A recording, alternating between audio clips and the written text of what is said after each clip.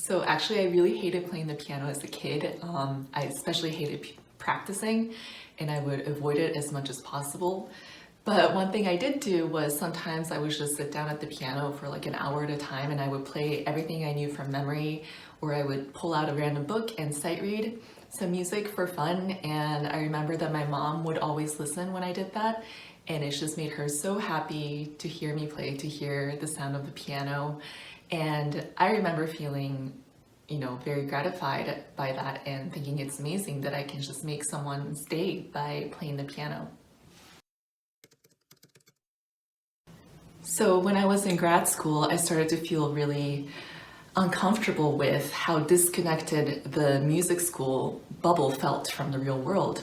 And there are so many, injustices happening all around us, and I felt like classical music was very disconnected from it. So then I started looking for people who are already doing the work in classical music, who are doing innovative things to create lasting relationships in communities.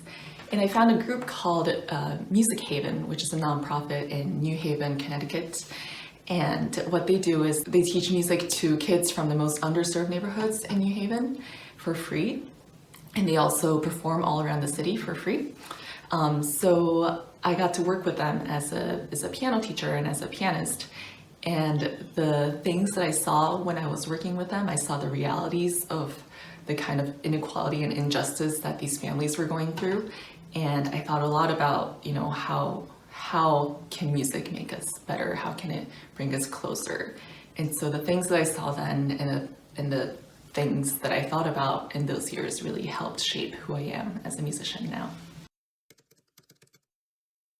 So when Trump was elected in 2016, it was a huge shock to me, and I'm sure to a lot of other people.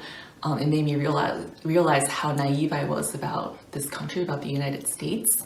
And I'm Japanese myself, and it made me think about, do I really want to stay here in this country? And what is my role as a classical musician at this time in history? And so thinking about those questions and also using the experiences I had from Music Haven, that's how I came up with the idea of Gather Here Tour.